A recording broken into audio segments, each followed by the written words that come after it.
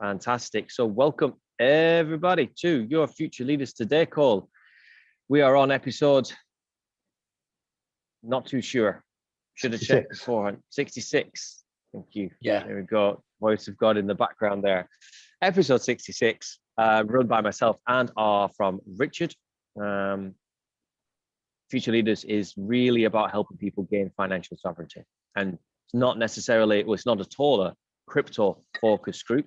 But we do use crypto as the vehicle and the means, because through a crypto journey, you gain sovereignty in security, in identity, in privacy, in wealth, in finance, all of these things. And when we can up-level ourselves in all of these areas, that expands into unforeseen areas within our lives. And so it is our goal to help people move from whatever space and whatever world we used to be in into a more fair and more just, more true world for everybody. And if we can help people along that process, that ticks huge boxes for us. So we do these calls every couple of weeks, and they're very, very open. We had someone on the call already. I'm thinking that this call may be too much or too deep, but I promise you, you will be carried like the wings of an angel, and all of it will make a lot more sense by the end, because we do want to make sure that that people aren't left behind, because I've never seen an industry that has as much jargon as crypto. I mean, it is crazy just how much, and some of the groups I'm in don't really facilitate support for people to learn. And it's the one thing we want to make sure that Future Leaders is, that it is a really safe, fair place for everybody. Any question can be asked, and we encourage people to help answer for other people, because this isn't the Daniel and Richard show.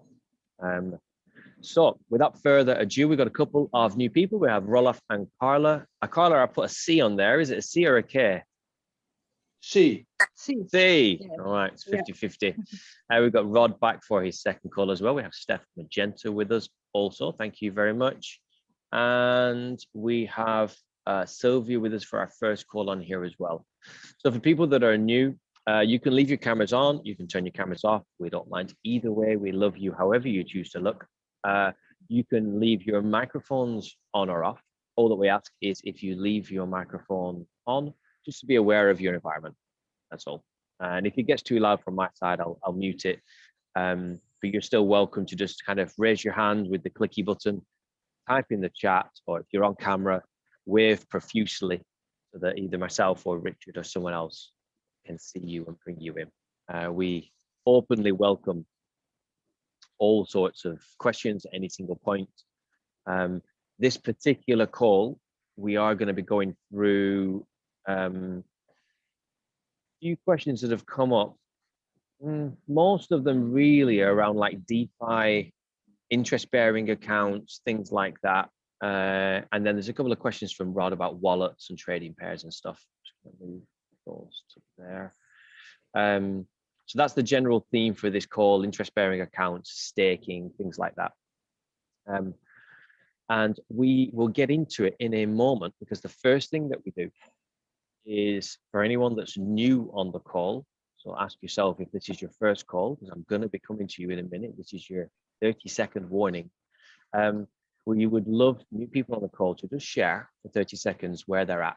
It really helps myself and Richard get a good idea of the community that we've got, especially for each call, because then we know where we might just reframe something or add a little bit of an insight into something. So I'm going to go in the order of Steph, and then Roloff and Carla, and then Carla, and then Sylvia. I'm good with that. Yeah, so just 30 seconds to a minute, just to give it. Okay, you want me to start? No, I'm going to start with Steph. Carla, you're going to be third. Okay. So Steph, also as well, if you do have any questions and you didn't get a chance to ask them in the sheet or in the group before, it's an opportunity to ask as well, just as you do a little intro. When you say where we're at, what do you mean? Can you expand? Sure. Basically, at one side of the spectrum, I'm just learning how to spell the word crypto. At the other side of the spectrum, I have been in for a few years. I have a portfolio. I'm cool with this. I'm cool with that. Okay. Just generally on a sliding scale. And we usually always ask, like, what's the one thing right now that you're lacking in? What piece of information, what stumbling block have you got? that you'd love to get an answer on that can help you move to whatever the next step is for you? Okay, great. Good questions. Thank you. So I've had a money story for a long time that I've been telling myself due to all the programming and conditioning about relationships with money and finance. And I'm breaking through that. So I've just invested some money in a foreign exchange trading group that's making me some good money. But I don't have any understanding of, I really feel that we're in this great time of awakening and change, and that financial sovereignty as well as personal sovereignty and health sovereignty are all linked and really important. So I want to educate myself. But in terms of all of this, crypto and wallets, and I'm a total newbie. So when I come into your group, Daniel and Richard, I'm looking at all this language that people are using and I'm just going, whoa, overwhelmed. Don't even know where to start. So the language puts me off, and I feel that I'm at the very beginning of, I've managed to teach myself some of the one that I've just invested in, but I'm at the very beginning of this stuff that you're offering. So total newbie. Thank you very much. And Steph, I'm going to guess that what you're referring to is CashFX. Yeah. Cool. All right. All right. Awesome. Thank you very much, Steph. Thank you for sharing. Thank you for being open. We'll certainly help and cover some of those things. Roloff and Carla. Hello, Hello. my friend. Nice to Hello, meet sir. you, and Nice nice to to meet meet everybody. Yes. And we don't have any questions because this is new, and we just wanted to explore what it was, because you sent that message on the meeting app, and Yeah. then we said, okay, we want to join. We want to see what it is. It's the first time that we use Zoom, so everything is new for us. But Yeah. we don't have questions. We just listen and Cool. have an open mind and let every info get into us. And Super. we Thank you try very to much. understand, and we try to understand English. We're not so fast, and we're a little bit older, so it's difficult because it's not our own language, of course. So we try to follow it, and yeah, we're interested. So Thank you very Nice. much, guys. I'll slow my English down a little bit. No, I realized. not necessary, because Okay. we will learn. It Yeah. will come. I have one question. Are you already in crypto or not? Yes, and we are not to bounce me on the chest, but I think that I can learn you all guys a lot, because I have saw this dip coming, and a lot of people didn't. Not to put things Yeah. on my chest, but we will talk later in the future, and then I explain my formula. But we will get into that. Cool. All right, Roloff. Well, thank you very much, and for Carla for joining. And I hope that you find lots of goodness from this call as well, and from the group. Thank you very much, my friend. yes, Love you. yeah. Thank you, brother. Carla. Yes, I joined my friend's crypto VIP group, and I've been listening to all this chitter chatter, and it's been very complex. And, they're talking about 10 different new coins, and then this new thing, and then that new thing. And it's been quite overwhelming. I did recently get in and finally bought my first little tiny bits of crypto. And, as a US citizen, I went through the KYC process, and now I'm like, oh, darn it. I wish I would have followed the more complicated steps that I didn't understand as I was being exposed to people talking about that. But I just wanted to get in, at least like start putting some skin in the game. So now I'm like, how do I backtrack or restart somehow? And then with the market manipulations last week, I got a little put off, I would say, with I guess the big boys are pulling the strings in this game as well. And so, at what level do I want to play? I believe this is, it's not going away, but I would say it was a little discouraging to see how those manipulations, as I was hearing from others that have been in this space for quite a while, were being played out. So anyways, here to learn, lots more to learn. Brilliant. Thank you very much, Carla, for joining. Just a quick question, just to ask while you're on, what would be the one thing then for you that if you could get some more information on, you would make whatever the next step is for you in crypto? Sure. Two things: how to move from the current platforms that I signed up on a little bit on 2 different platforms, how to get that into a cold storage.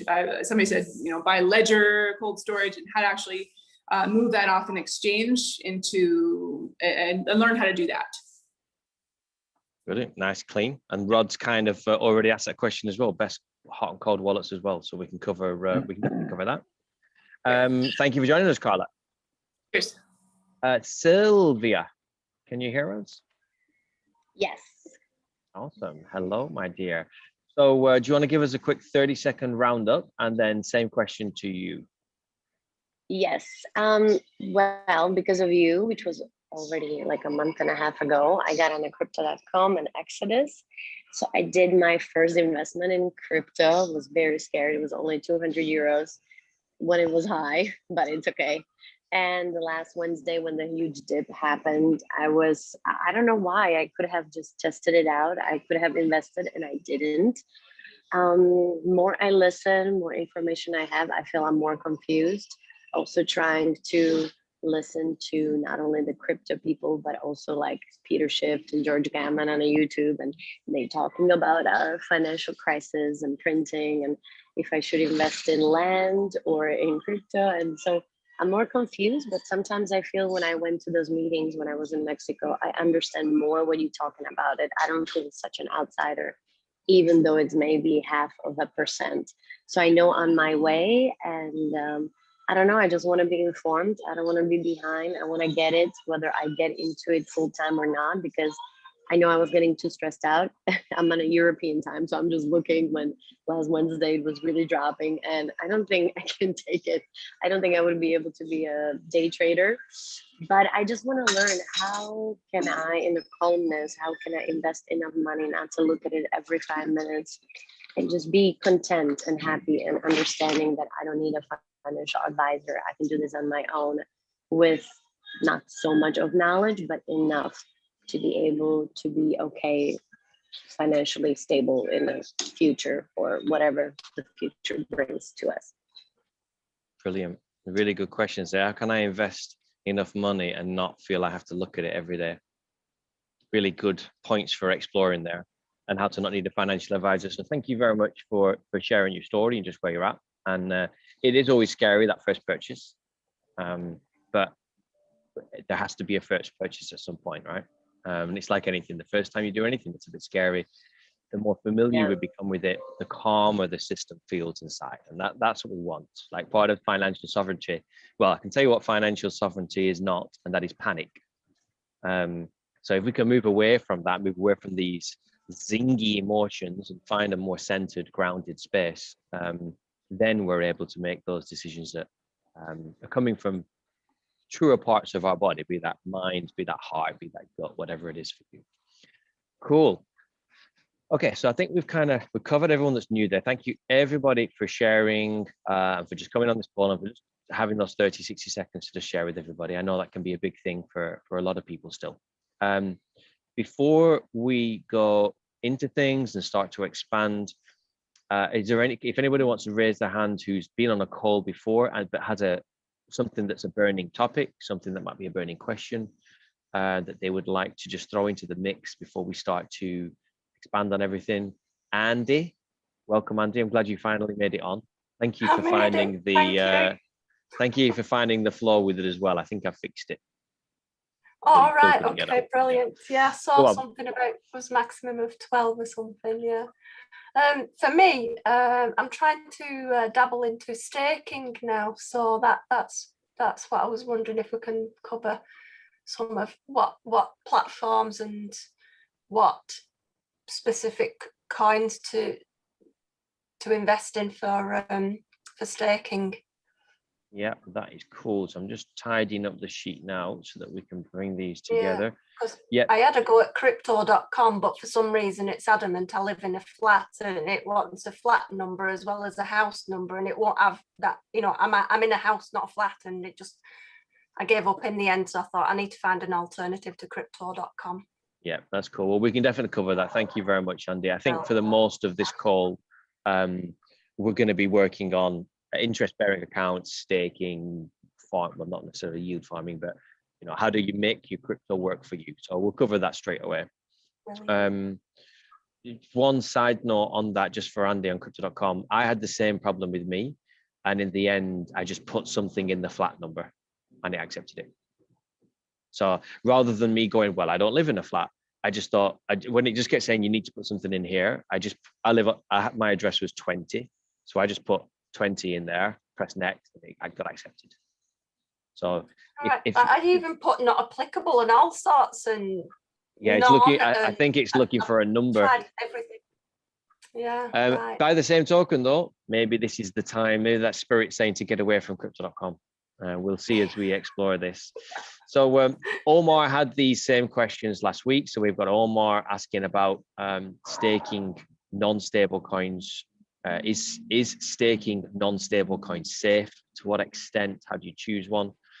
Beth was asking about different crypto savings accounts. Rod said, is there a difference between DeFi and coins and tokens? Beth just wrote the word DeFi, which means that's what she'd like to talk about. And Steph is sat there going, what's DeFi? Is it anything to do with my hi-fi? So I think what we'll do is we're going to work through these in reverse order, which is basically the opposite of the way they came through. So I'm curious, because it's always good to get other people to, the best way to learn is to teach.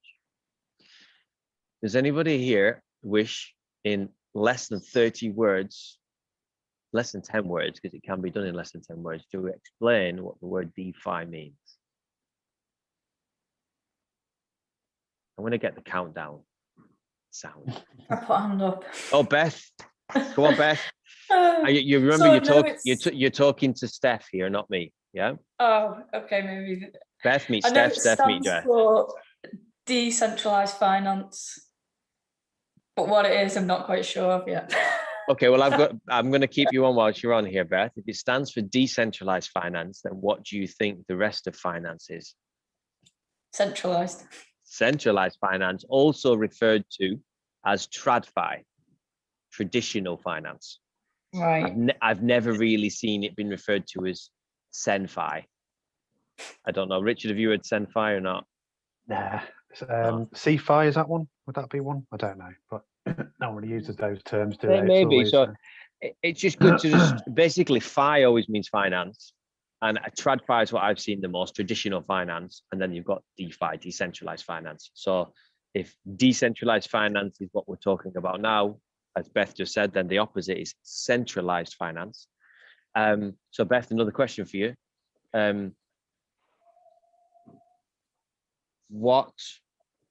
How can I phrase this without giving the answer? Basically, why do people like me or you, why are we even talking about DeFi? Why aren't we just talking about TradFi? What's the difference that makes the biggest impact for you and me? Why we're talking about DeFi? Do we have our own control over it? We actually own it. 10 points. Well done.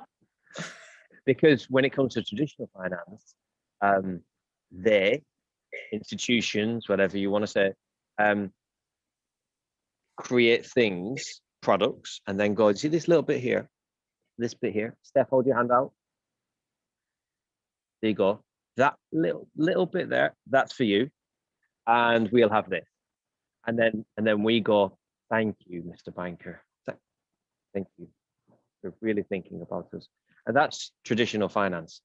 Decentralized finance is this, but everyone gets loads of it. and it's broken down fully, and you have as much power to make the product, and a product could be a savings account, as an example. It could be providing a mortgage. If you think about traditional finance, you have everything from loans, mortgages, derivatives, credit swaps. You've got trading. Every way institutions have ever made money that's only for institutions, and you need 2 trillion to play at the table. All of these ways that they make money, you can do in DeFi. But I, as a single person, can have as much of a slice of the pie as Richard, who might be a company and have 10 million behind him, because it's decentralized. It really is decentralized finance, power to the people sort of thing. And there's a varying sliding scale within it. Of course, you still need skill sets, and if you have more money, yeah, you can do more with it. But the core essence of it is that you are not beholden to a company and a big institution who are doing it all. That's the biggest difference between decentralized finance, or one of the biggest differences between decentralized finance and traditional finance. I'd also say as well that, where the bigger the slice of the pie comes for you as an individual, if you can take the responsibility and the responsibility to step into that space, and you're not relying on custodians and middlemen and all these different things, all these layers of fees, costs, and everything else that creates decentralization in the first instance. And you pay for the privilege for that. It exists because you trust those banks, institutions, mortgage companies, whatever they are, with your money, and you pay a fee for that, right? The idea with DeFi is that someone creates a product, but ultimately you can access it via the blockchain, executed by smart contracts that are transparent, and you do away with all those layers of bureaucracy, middlemen, and the traditional finance world. So, and what that allows you to do is obviously, at the moment, it's costing everybody money to store their money in a bank account at the moment because of negative interest rates. Whereas decentralized finance, the way it's how the banks were supposed to operate in the first instance. So that's why the percentage is so high. You can make, the smallest percentage I've seen at the moment is 5%, 3 to 5% a year, and the highest I've seen is just astronomical in the 20. Let's not talk about it. In the tens of thousands, if you're willing to take that risk and move into that space. But essentially, it's so different, and it is empowering basically. But I think the key thing is, and the scary thing, and I think that people find, particularly with the jargon and all these things, it's this new level of learning that we kind of have to go to, and responsibility. And I think that's the biggest thing we always advocate on here, is that you pay. You get pay and you penalise in the traditional world, traditional finance world, through convenience, and it's not convenient, and it's harder work to work in this space, and there's more responsibility. So you have to weigh those things up, but that's ultimately the choice that we're faced with at the moment, I think.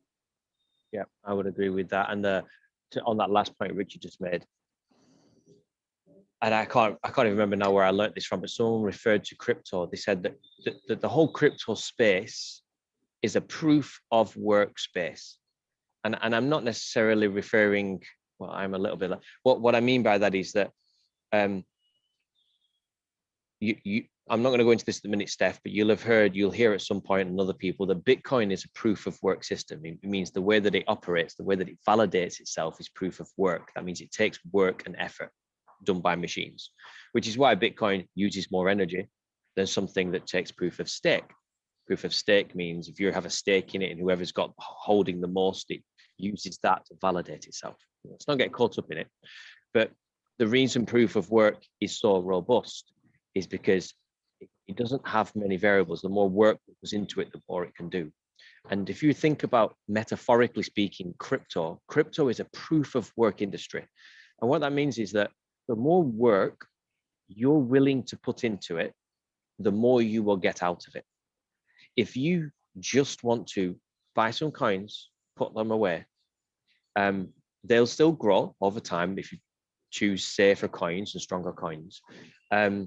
But if you were to compare that with someone that puts some time in, that begins to understand the jargon, that lets the coffee percolator come through, that grows, that tries different things, and is expanding their amount of effort they're willing to put into crypto, then you get a very different portfolio at this side, a very different skill set at this side. You get more sovereignty at this side.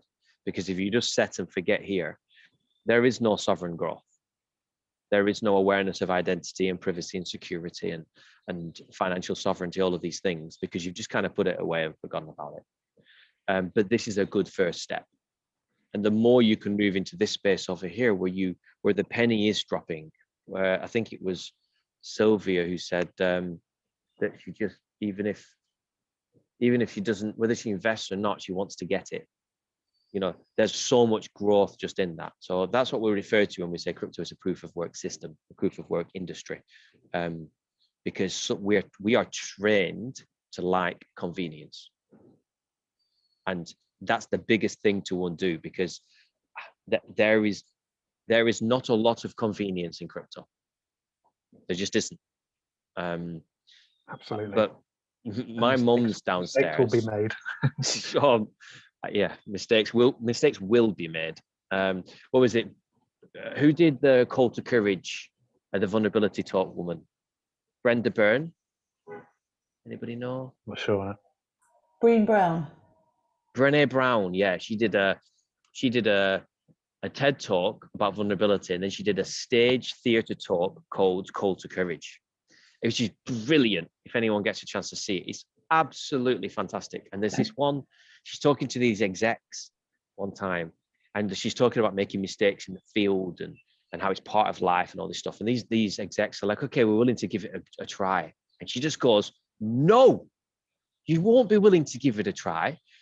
You're either going to go into the field and you accept right now, you will get hit. You will have blood on your face. You are. This isn't a might, maybe. She's like, you played the game, you will get hurt. And you accept that right now, today. That's what vulnerability is. Like, you just accept it's part and parcel of it. Because the minute you say I might, means that when you do get hit, you might leave.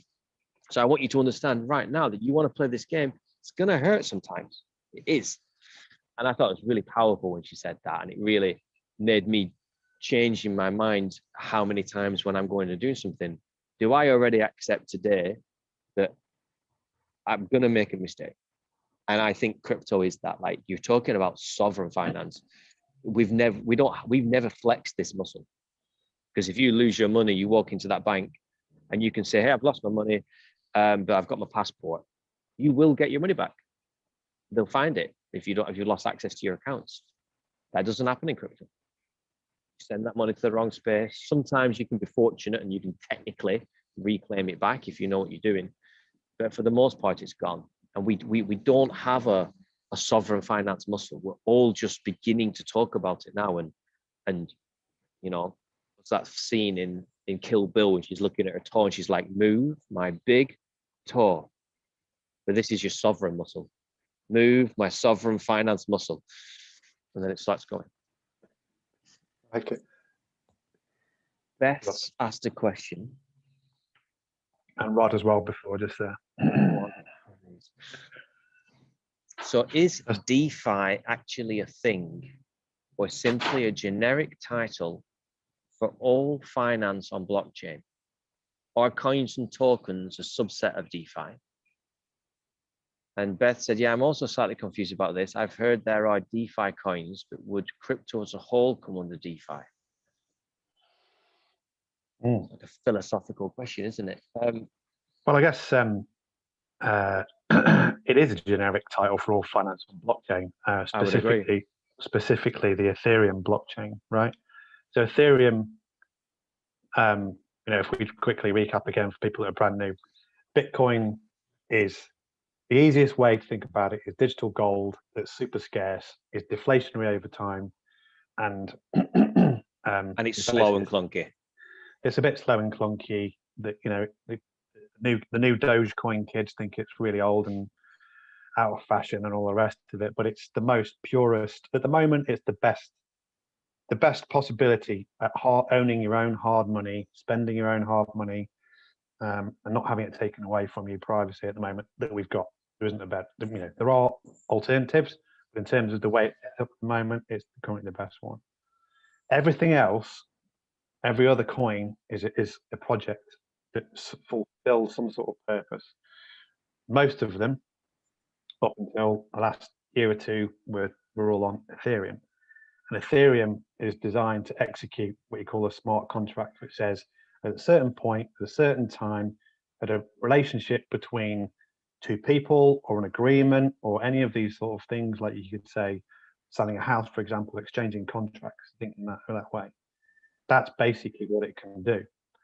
And DeFi is one part of that smart contract options on it. So again, I just try and zoom back out. If you think of Ethereum is like the internet was, 15 years ago, and there's lots of different things you can do on the internet, and there's potentially lots of different things we can do on Ethereum, basically. And DeFi, decentralized finance, is one of those things that we can currently do. And that snowballed massively in the last 2 to 3 years, to the point where there's so many different things you can do it. And so, to mention, the coins and tokens are a subset of DeFi. Yes and no. Would that be a fair way of saying it, Dan? I think they. Can I pause you there and give an analogy that might be applicable? Then sure. Carry on. Good. I love the analogies. Is a lawyer a thing, or is a lawyer just another type of an office where a worker sits there reading stuff, writing stuff up? Like, if you really break it down, or any office that does anything. So, like as Rod said, like, is DeFi a thing? And even where you were going there with your question, Richard, it's like DeFi is a thing. Yeah. It's an industry, isn't it? Yeah. Yeah, but you can't touch it. It's just it's a way to group things. But then that lawyer that might deal with, I don't know, corporate litigation, and he's your friend. That lawyer and that lawyer's office could, if they wish to, also help with domestic contracts. Do you know what I mean? It's like, so DeFi is a thing, and it does a certain set of things. But those coins, those tokens that do these things, may also do these things. Yeah. And these things. I think it is literally, the best way to think about it is you can't do these things at the moment, but you can. The main thing you can do at the moment is you can, if you've got some Bitcoin or some Ethereum or whatever coins you've got, you can essentially deposit that with what is essentially a DeFi bank. So think of your traditional bank. You got your money, you go and put that in the bank, and supposedly they give you interest, but they don't anymore, right? Because we know how terrible banks are. At the moment, the most basic way at the moment that DeFi works is you can find a digital DeFi bank, put your crypto in there, and they will give you a return. That is the most basic way. And then you can go to a bank and get a mortgage. You can go and get some insurance. You can go and trade some derivatives if that's what you want to do. You can go and buy some stocks and shares, all these different things that once you start with a bank, they add all these products on top of it. Basically, that's what's happening now, is that these tokens, these new coins and tokens, are starting to solve new problems. Well, basically not solving new problems, they're recreating the old system in a new space. And the coins and tokens facilitate how that works. Now, without getting too complicated about what each coin might do or not do, but essentially all we need to really zoom right back out and use Dan's analogy is, if you think about what you know about the traditional finance space, it's just being recreated in DeFi. I would agree. So let's just go back to those Rod and Beth questions. Is it a thing? Yeah. Is it simply a generic title for all finance and blockchain? Yeah, I suppose. Are coins and tokens a subset of DeFi? Yeah. Beth says, I've heard there are DeFi coins, but would crypto as a whole come under DeFi? I'd probably say, as a direct answer, I'd probably say no to that, but DeFi is crypto. That makes sense. A little bit like vodka is an alcohol, but alcohol is not vodka. Make sense? So it works one way, but not the other way around.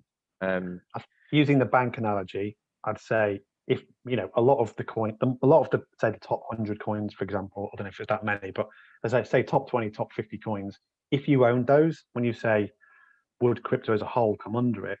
You know, if you've got some of those coins, pretty chances are you might be able to make some return on it. So it's not DeFi, but it can be used to generate more income for you via interest. You see what I mean? Yeah, and that's a really good point there. If you buy a coin and it goes up in price and you sell it, you made money. And that making money is called appreciation. I buy a house for 100 grand, I sell the house for 200 grand. I just made 100 grand because the house appreciated in value. That is not DeFi. That's just price appreciation of an asset, a car, a house, a crypto.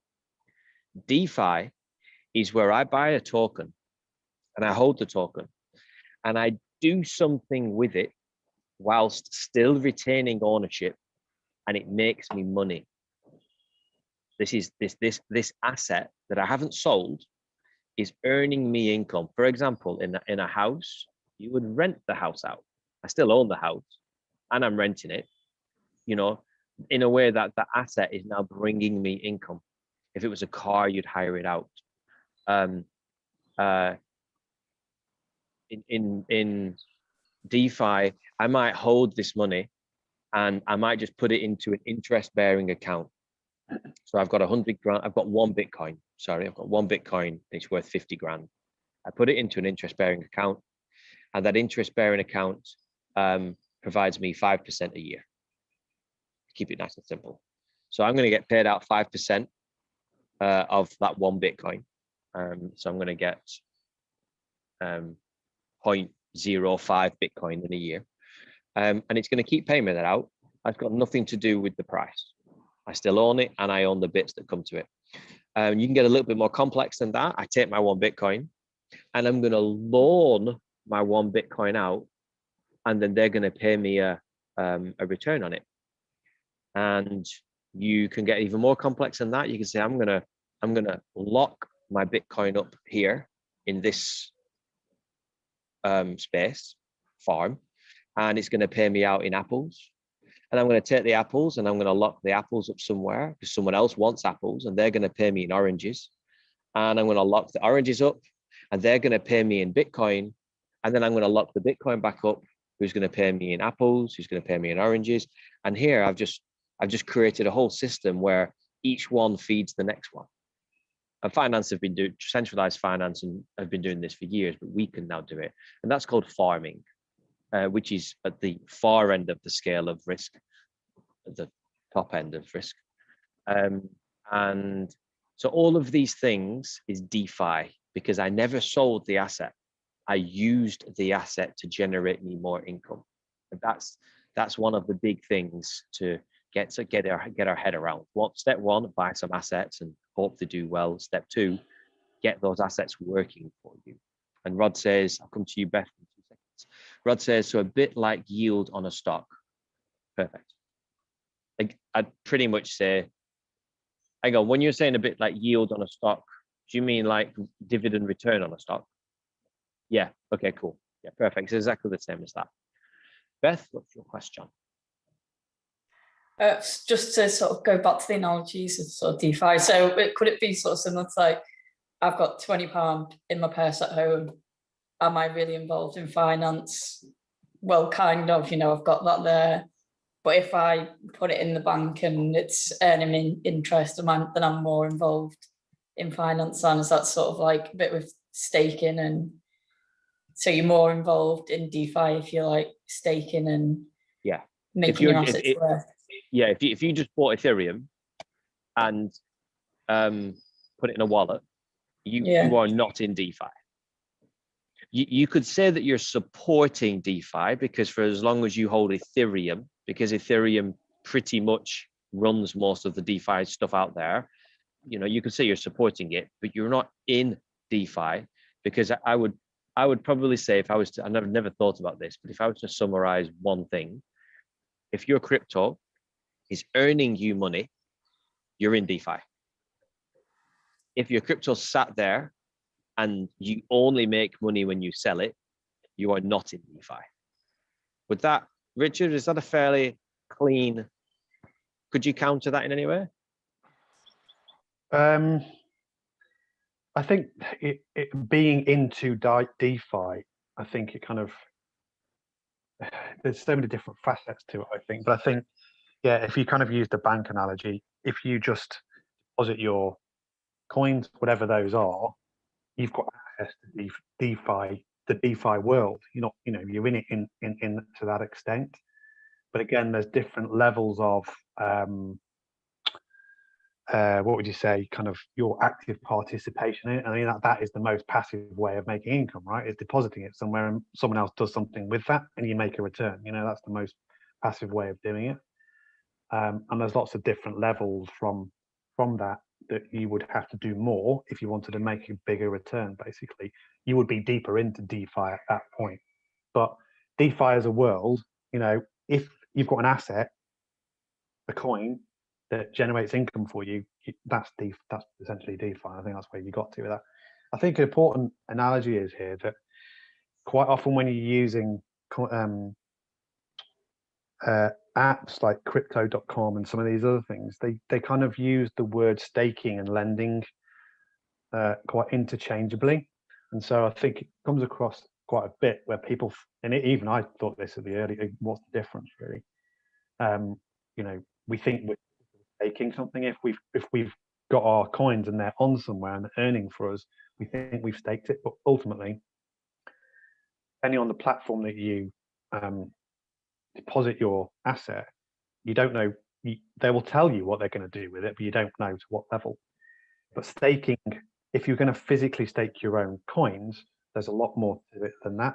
And I just quickly Googled it. So the difference is essentially, while staking helps to secure the network and in turn pays users with newly minted coins, lending allows its users to lock up their coins and receive an interest payment. That's all you're doing. If you actually put your coins on some sort of platform, you're essentially lending them to them in some format, and they're giving you a return.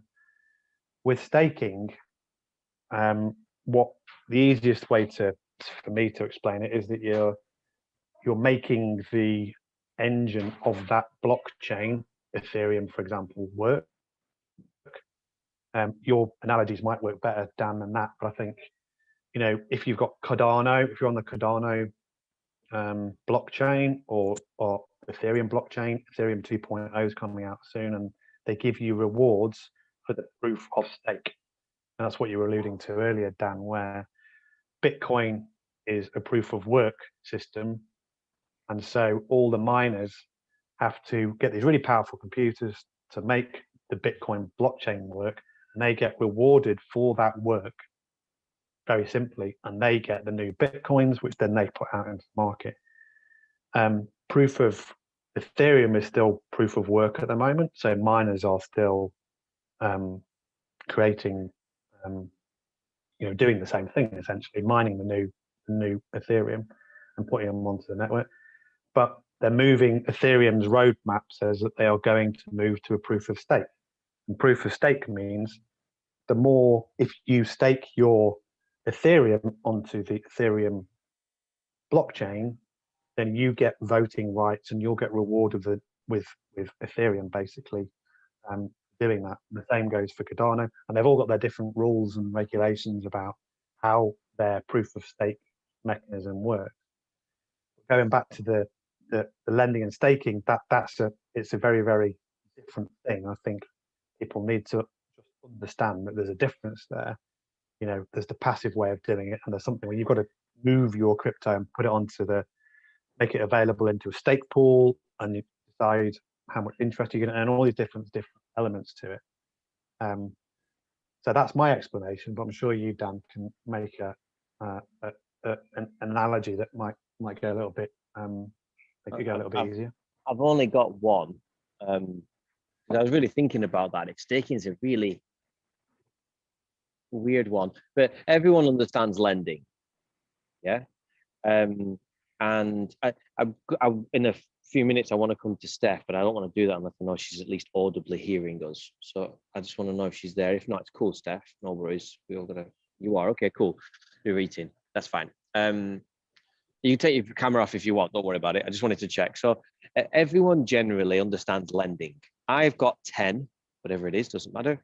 I lend it out to Beth on the basis that Beth's going to give me 11 back. Yeah. Anybody not clear on that? Okay, cool.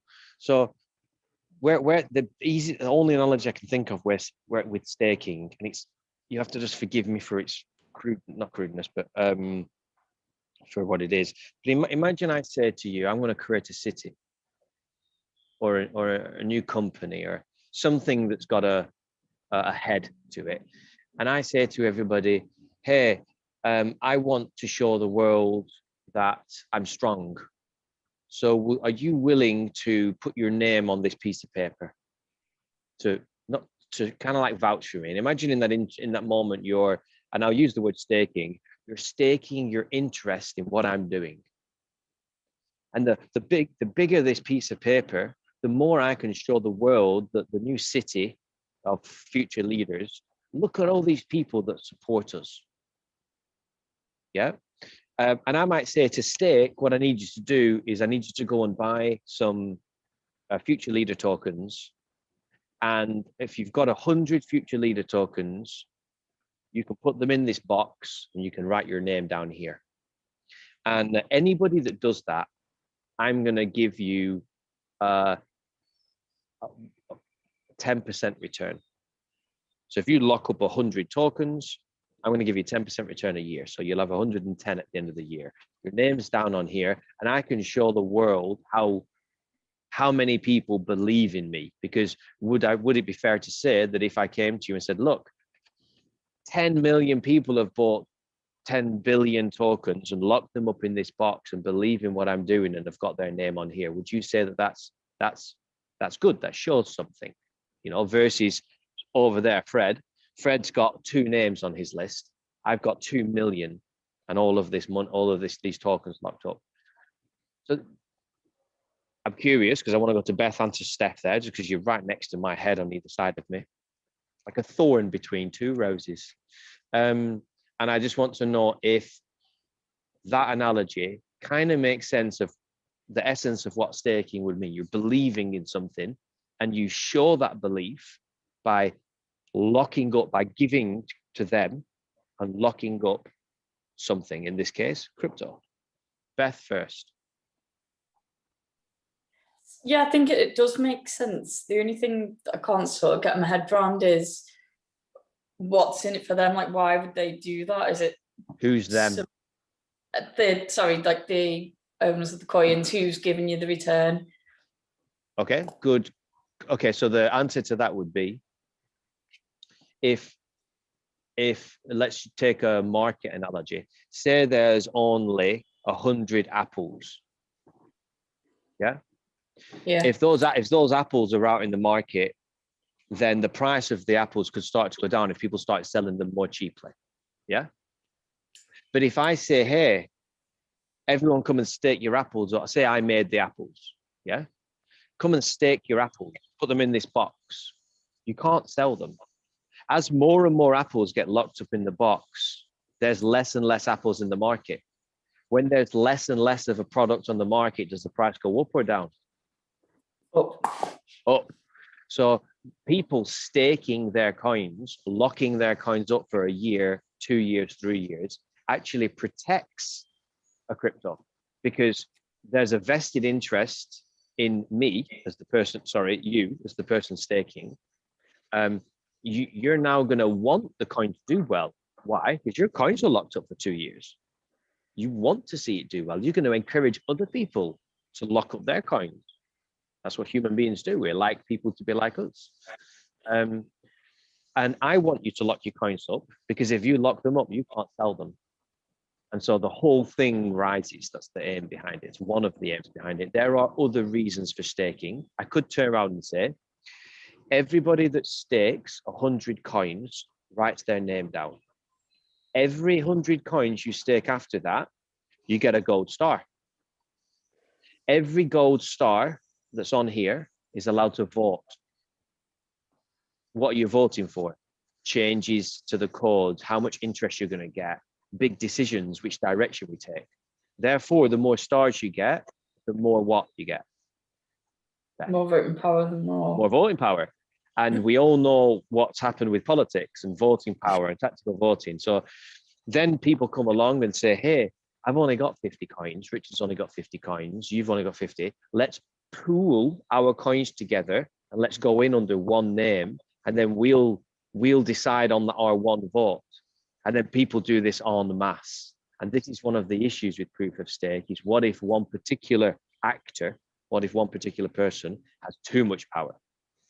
And there are certain coins out there where one name can cast a vote, and it doesn't matter if everyone else disagrees. They've got so much power on a network. They can sway votes. And then certain names start getting together and going, hey, if we all vote together, we can push an agenda this way or that way.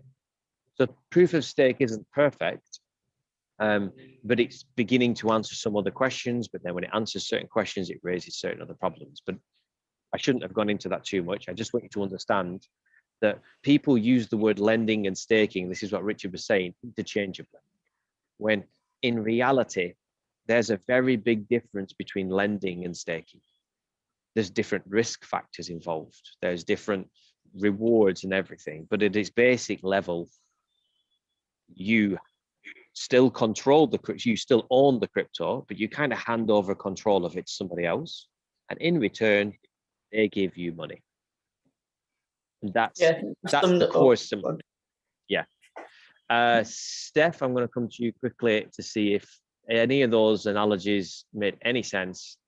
Does DeFi make any more sense to you now, and does lending and staking make any more sense? DeFi definitely does. Yeah, thank you. Lending and staking, when I was first listening, I was like, oh, okay, then. So staking's like investment. But then when you just gave that analogy just then, I was like, well, is it like investment? Because is lending passive and staking active? So to answer two questions in there, is it like investment?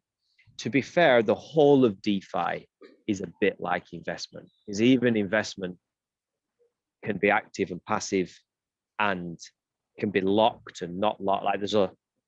Like investment is me handing over collateral for something.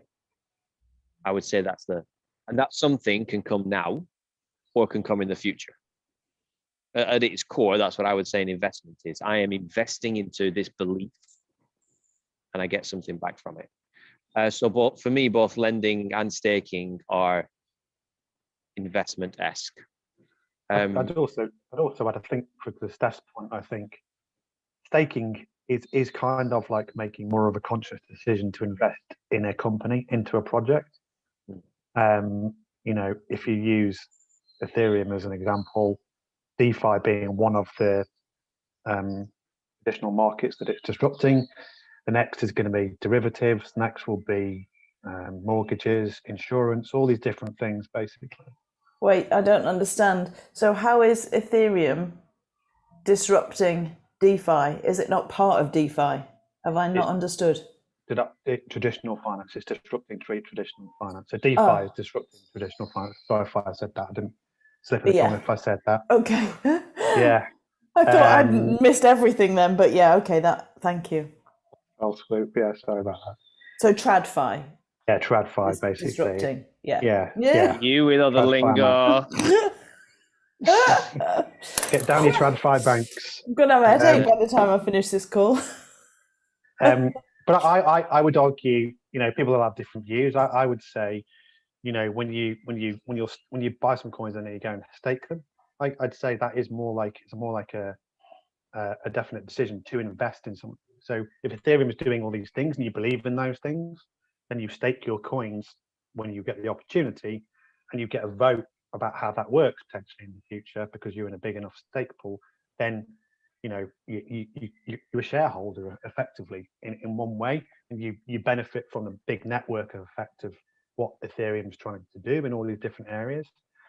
But you know, if Ethereum is the internet of all these, it is the power for all these different sectors, then I, you know, I would view it as a more active investment in that traditional format. So Daniel, you may have just seen that question then. So when you just said then that, for example, if you're going to put your coins into Ethereum because you like what they're doing, then that raises a question about how do we get information about what different coins are doing? Because some, I presume, will be less environmentally or globally conscious and others will be more. And I certainly wouldn't want to be putting my money into things that were damaging the planet. So, well, okay, this is a really big question, right? And I'm going to try and do a rapid answer on it because it really is a big question. The first one is that there's no easy answer to that. Like you either, in fact, no, even before I do that, first of all, there's presumptions in there. I wouldn't want to be investing my whatever in something that's damaging the planet. That statement is damaging in itself because it's one of these statements. There's a saying that's something like a little bit of information can be more dangerous than a lot. Yeah. And that's what these headlines are that you see going around. Perfect. So like, I wouldn't want to invest in something that's damaging the planet, nor would I. And I really wouldn't. But then we have to say, okay, what's damaging the planet? I'm in Mexico. Do you think I got here on a rowing boat? Or a sailing boat, probably just as good. No, I didn't. I flew. I ate some fish this week. I ate some beef last week. Fish, meat, flying. I have a bank account. So the whole financial industry, all four of these use an astronomical amount of power. And so when we start talking about damaging the planet, we have to really understand, first of all, what sort of damage am I thinking about? Because I don't know, Beth might be really into carbon, like caring about carbon and reducing carbon. There's also selective discernment. There's a million things we can all choose. So what I'm bringing up is when any of us are in crypto and are trying to decide what's good or what's helping the planet, it's really hard because I'm into a coin called VeChain, right? VeChain is all about the supply chain and it's all about understanding. I want to be able to pick up a product, scan a barcode and know that no kids were used to make this. I want to know the mine that it was mined in. All of this is good. But then I find out the week afterwards that VeChain is being used for the rollout of vaccinations around the world for digital signatures of being vaccinated. I don't know how I feel about this yet. So in this instance, is VeChain helping the planet or not? And it goes against, there's personal views, there's societal views, there's energetic views, there's a lot. So I just had to say that first. There's another quick fire answer, is it? To just create some space in it because I hear this a lot and it's really hard to give an answer. The second one then is, let's say you do know what you want to mitigate against. You only have two options.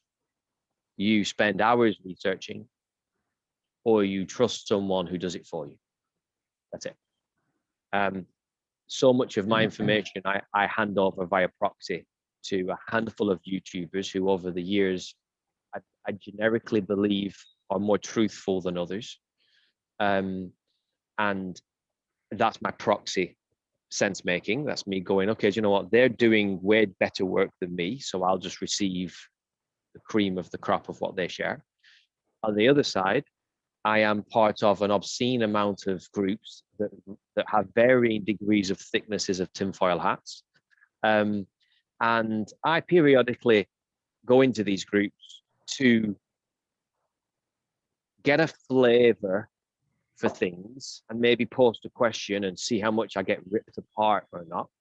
I have a few different Telegram profiles and I use them to protect myself from being attacked. And then that helps me get a flavor over here. Somewhere between this and reading lots of articles and stuff and this, I come to my nexus of my viewpoint. This takes time. It really does take time. And there are some sites out there that do talk about more conscious companies and things. But even in my opinion, even their bias is heavy. I'm massively pro Bitcoin. And I'll tell you now, there are thousands upon thousands of conscious people out there that think Bitcoin is the devil, made by the Illuminati, uses all the energy on the planet, and we're all going to die. I disagree. I've looked at it and I hold a very, very, very different. But that doesn't make them wrong. So I hope that helps to begin that sort of question on where you kind of come to with that, so that you're invested into the right things. You would do if you were investing in any company, right? You would look for exactly the same thing. I mean, that analogy is perfect in that format, is that you would go and look at the people, you would go and look at what they're trying to achieve, you'd go and look at their backgrounds, where they've come from, if environmental concerns are something you're interested, you know, that are first in your mind in terms of making an investment decision. All the investment decisions you would make in any other place are completely valid here. Now, they're going to all have varying degrees of availability in terms of what you can and can't see. But again, it gets down to your own judgment call about that. The biggest thing that everyone says in this space is DYOR, do your own research, you know, because, you know, at some point, everyone has bought a coin because someone else has said, this is good, does this, and blah, blah, and this is the reason for buying it. You've got a level of trust that person, you'll buy it. Further down the line, as Daniel says, you find out that it's what was said wasn't fully true. You know, I remember using that analogy before, Dan, which was, you know, a knife is a knife, isn't it? It can be used to stab someone. It can be used to butter your toast, right? It's the same knife, and it's the same with all these different projects that, you know, they can be used for different varying different degrees of you know, good or bad. Basically, I think with space at the moment is 90%, 99% of all projects you can look at are trying to achieve something positive, basically. Hopefully. Cool.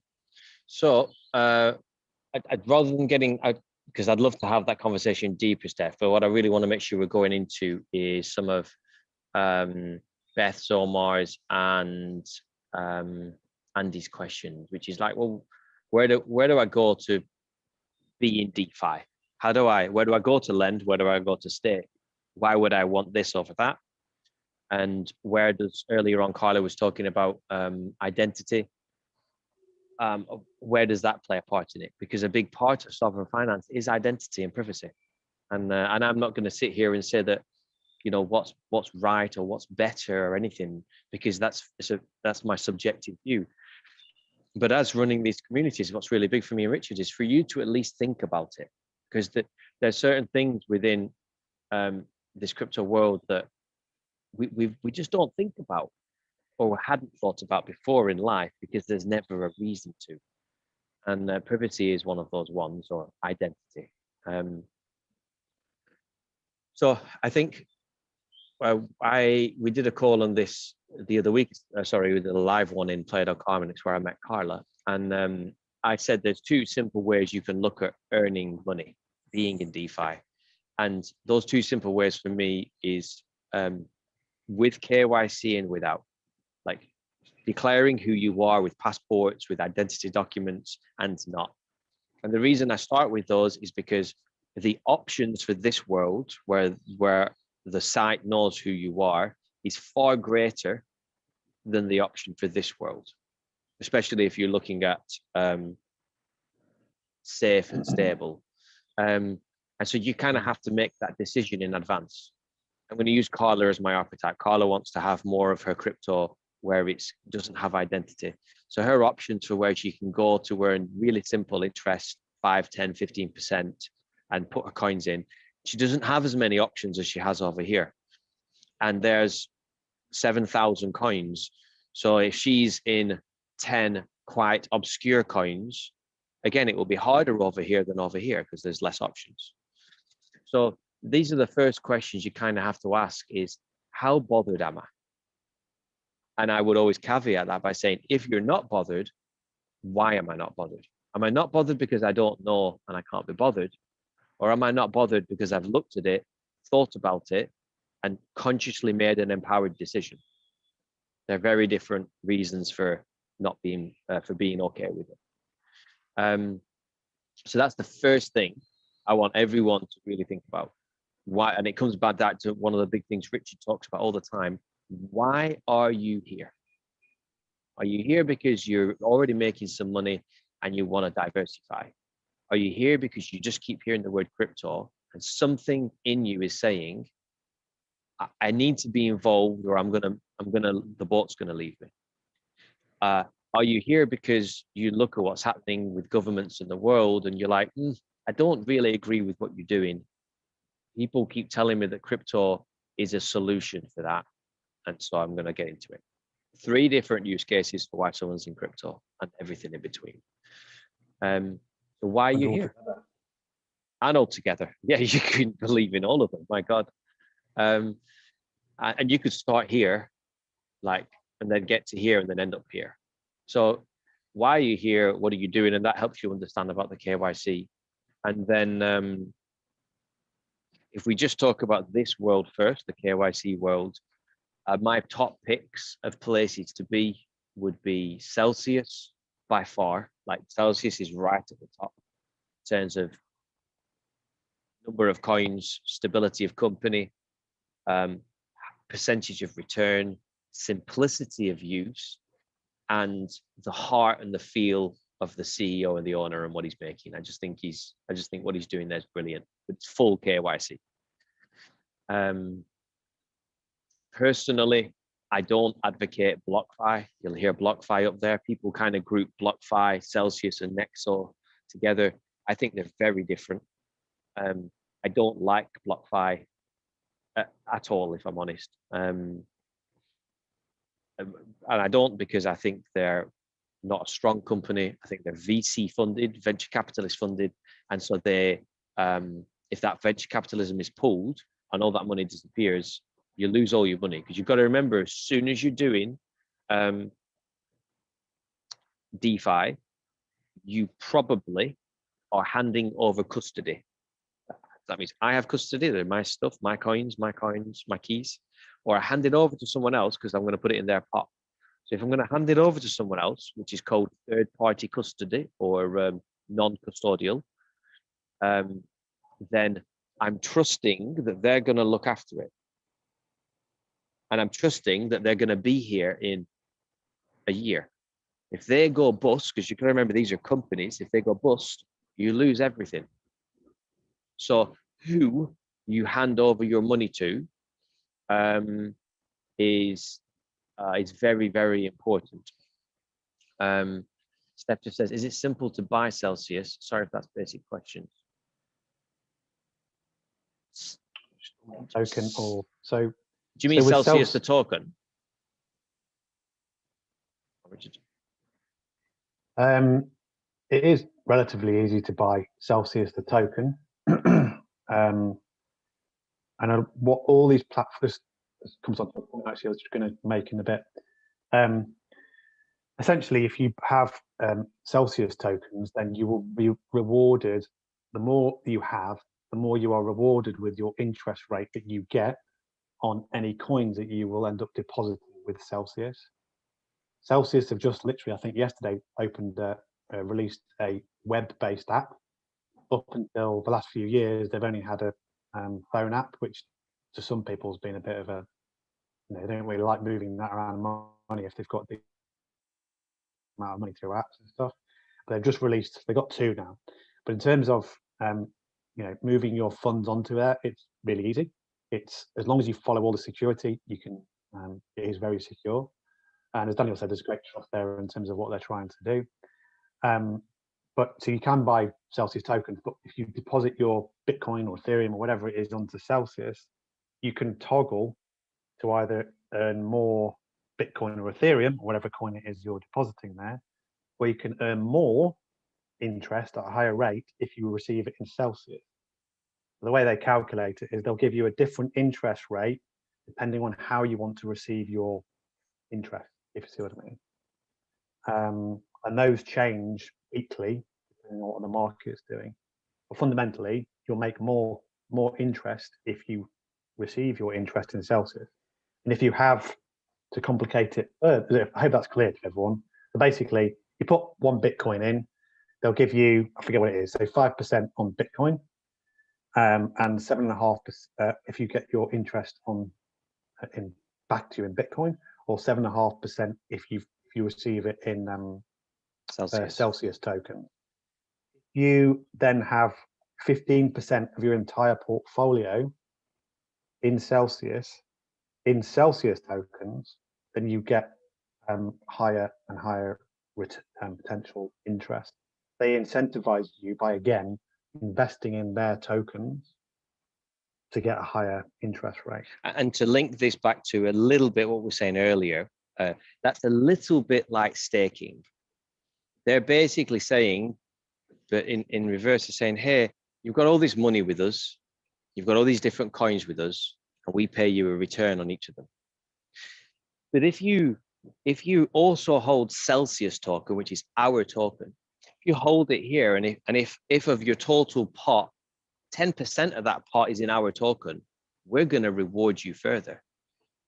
So eventually you start doing the maths and you start thinking, well, if I just go and buy some Cell tokens, and by the way, the price of Cell's going up and up and up because more and more people are they're not locking it up, because you can take your Cell out whenever you want, but I'm going to say storing it. More and more people are safely storing their Cell tokens in Celsius, because why would you not? They're going to pay you a return on them, and if you hold enough of them, you get paid a higher return on all the other tokens. It's a no-brainer. So that's a little bit like staking. Yeah, and you diversify, but so it's a little bit like staking, but without a lock-in period. Quite often with staking, you have to lock your coins for 6 months, because that's the guarantee. That's me as the provider knowing that you can't sell them. Celsius are very open. They're like, hey, you want to lock them, you want to bring them here, we're just going to pay you extra money. And they work on the basis that people want to do that. So so Celsius is one. Just to answer Thingy's question there, is CashFX, you typed that as I was talking about non-custodial? Absolutely. How do I check something's non-custodial? Where is it? If it's with somebody else, it's non-custodial. If it's, I don't have a ledger here, if it's on my if I get my phone out and I open my wallet and it's my wallet and I have the keys to it, then it's mine. It's a hot wallet, but it's still mine. Someone said, can you move coins from another exchange to Celsius? Of course you can. There's 7,000 coins. So Celsius offers interest on about 30. So again, if you're buying obscure coins like Pirate Chain, you can't move that to Celsius. Celsius offers interest on the standard big ones and a few more. So if you've bought Ethereum or Binance, Chainlink or Aave and Matic and Compound, and you've bought them on Binance, you can send them all to Celsius and start earning interest tomorrow. So Carla, you might wish to, with the KYC that you've done, keep it. You know, it's a nice tick box. Send your money there, earn some interest, pay a little bit of tax on it, and it's all done. And if you wished to look at crypto from an anonymous point of view, set that up as a completely separate entity. And that might be a much simpler way than trying to work out how I move any of my identity crypto into a non-identity crypto.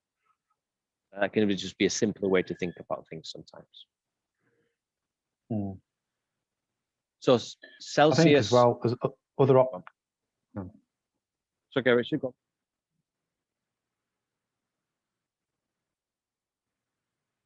Say you've got your next are all doing similar things.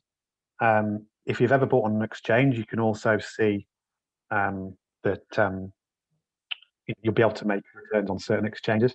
Now, I think with Binance, for example, as long as your amount is under $5,000, then you don't have to do KYC anyway. Is that the threshold that you're familiar with? Dan, is it about $5,000?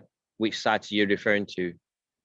Binance, sorry. So, I mean, they're using exchanges because lots of exchanges now, if you provide liquidity into the exchange, you'll get rewarded as a market maker, basically, for for providing the coins. You can make lots of different interest rates. So it's doing the similar sort of thing as Celsius.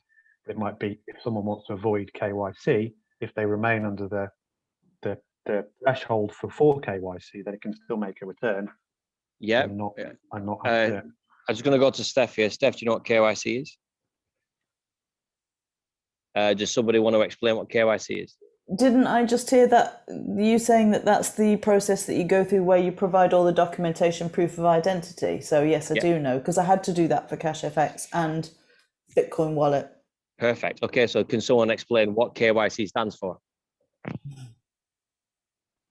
Keep your coins. Alan's coming to the rescue. Know your customer. Know your customer. Alan, whilst you're on, what is AML?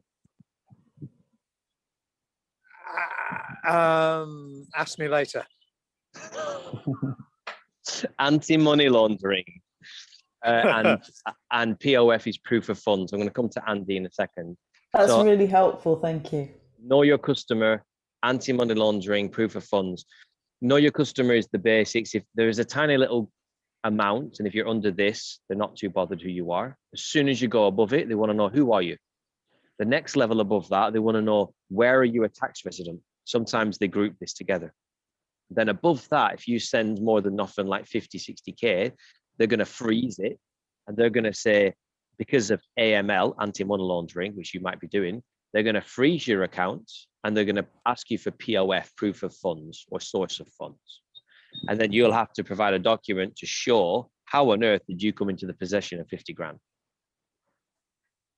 And there's a framework for that. So that's why sometimes people don't like KYC. It's not for bad people and for robbers and terrorists and stuff like that. It's just some people deem those questions to be an invasion of privacy. And if that is the case, you could work with centralized exchanges, also known as SEXs. I haven't heard someone say that, but a decentralized exchange is called a DEX. And I don't know how else to say CEX. KEX. It doesn't seem right. Anyway, so I call it a SEX at the minute, and I'm waiting for someone to correct me on that. But if you're going to work with a centralized exchange, you're playing a game. If you get used to decentralized exchanges, there is no KYC, there is no central entity. You can't even hold your coins on there. You can only connect a hot wallet to it, trade them, and come back out. So this world here is the true crypto world where your purists and your original cyberpunks, that's where they live. Anything centralized, they're like, they want nothing to do with it. Most retail folk, guys from the street, just normal people, we're so used to centralization, usernames and passwords, and forgot passwords, and they're like, hey, well, we need to know your ID. Well, yeah, sure, okay, that sounds reasonable. We hand it all over. So it's really hard to talk about crypto without suddenly opening up more and more doors. But if you're going to start looking at interest-bearing accounts and you are interested in no KYC, I would encourage you to begin to first look at decentralized systems. This is a far more complex world. It just is. Because this is convenient. And remember, convenience, price, quality. If you want convenience, you're going to sacrifice the other two. It's just, you can't have it all. Andy's got a hand up for a while. There's a couple of things I'm still baffled on. When you're talking about exchange, is that the same as the platform, or is that the exchange where you have to transfer some crypto you've already bought that then you can swap and change it for other crypto? Or what do you mean when I say the word like decentralized exchange? Yeah, well, yeah. You're So talking about platforms and exchanges, and are they the two the same thing? Or yeah, they're the same thing. Right. Okay.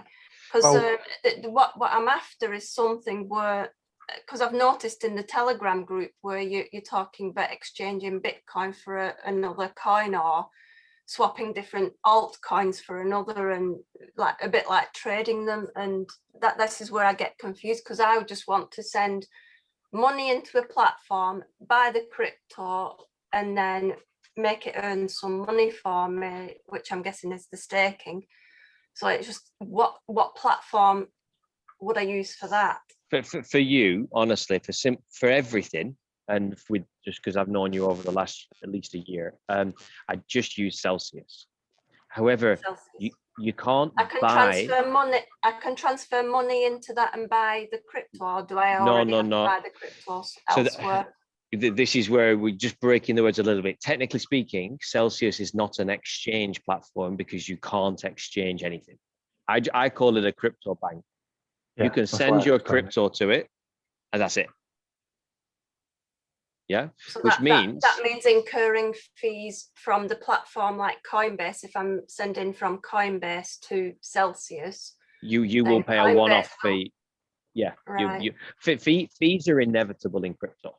But then if I wanted to sell that crypto, I'd have to send it back to Coinbase and incur more fees to send it back to my bank, or you wouldn't with Celsius, because Celsius do not charge you to send your money out. Celsius sync all fees when you're sending. So if I buy on Binance or Coinbase or crypto.com and I send it to Celsius, I pay a fee here. When I want to, let's say the price has gone from 1 grand to 10 grand, and I want to sell some of that, when I send it back to Binance or crypto.com or Coinbase, I will not pay a fee because Celsius swallow the fees, and then I can just sell it here. Does that answer the questions? So it's so it'd be a two-step process. You'd have a site where you're sending your cash to, where you're buying crypto and selling crypto, and then you have Celsius, which is just a bank. It's not an on-ramp, it's not an off-ramp, it's not an exchange, it's just a holding space. Right, okay. So then obviously if I were to send it back to Coinbase, then Coinbase would charge me to send it back to my bank. I would never use Coinbase. With the sites I use do not charge me to send it back to my bank. Right. I use Binance and I use crypto.com, and it's a 0% fee. Right, okay. Coinbase is by far one of the most expensive and damaging for the crypto industry systems, in my opinion. However, it creates massive adoption, but it's just keeping people trapped in a box that they're not even aware of. And so if you can move away from Coinbase, that would be my recommendation, that's what I would do. If you want to work with Coinbase, then you have to accept whatever fee structure it has. If you don't like the fee structure, there are other options. Yeah. Does that answer?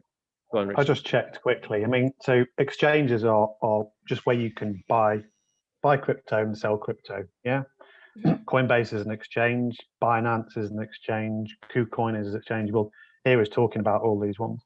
So that's where you trade. Just think of it as that. They're all moving into this DeFi space and allowing you to make returns as well. So everything's different degrees of DeFi, essentially. Some of them are just letting you, like crypto.com, for example, has got an exchange. It's got you can stake there. You can earn interest.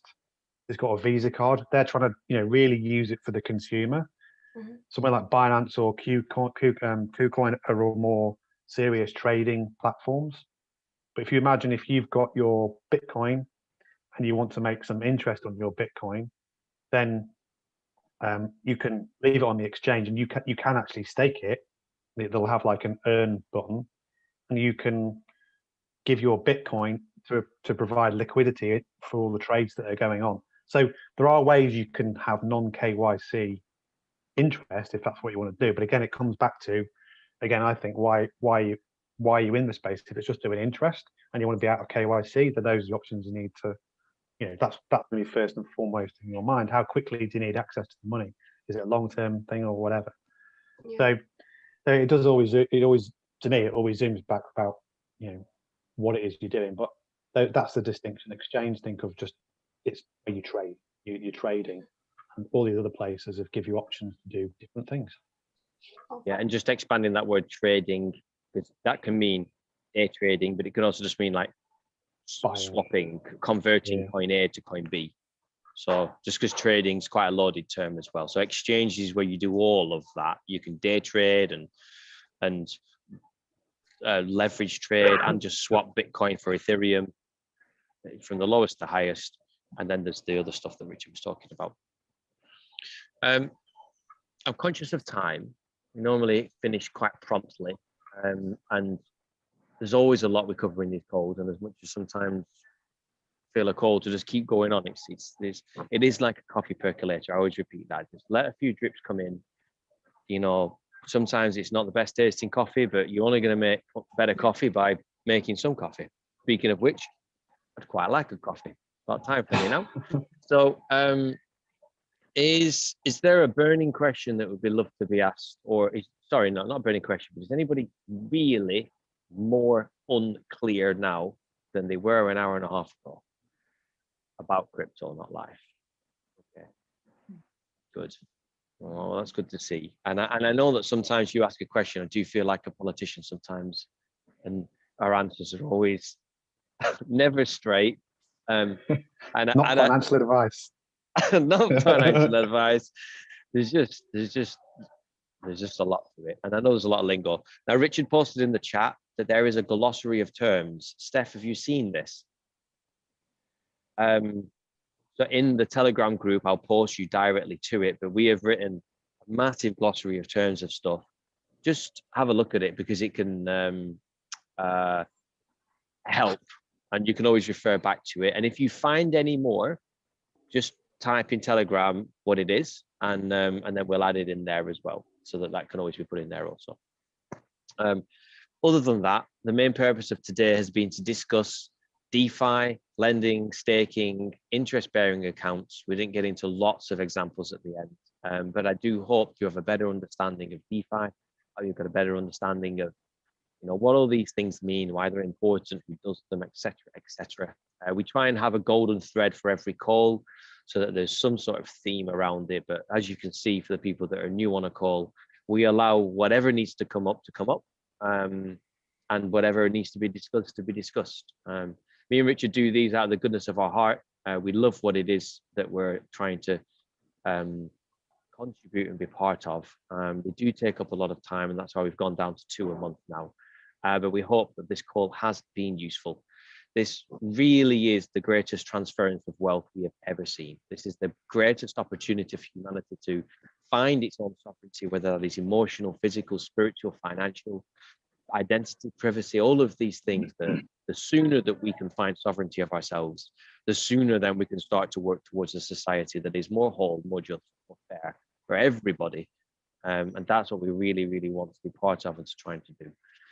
So thank you everyone for repeatedly showing up. Thank you those that have been with us a long time. Thank you, Rolef and Carla.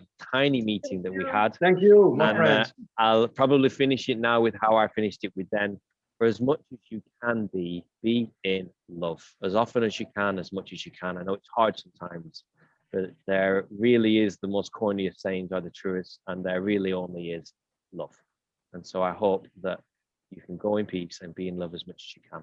From myself and from Richard, everyone, take care. Have a really lovely evening. Bye-bye, friend. See you in a few weeks. Nice Bye. Bye.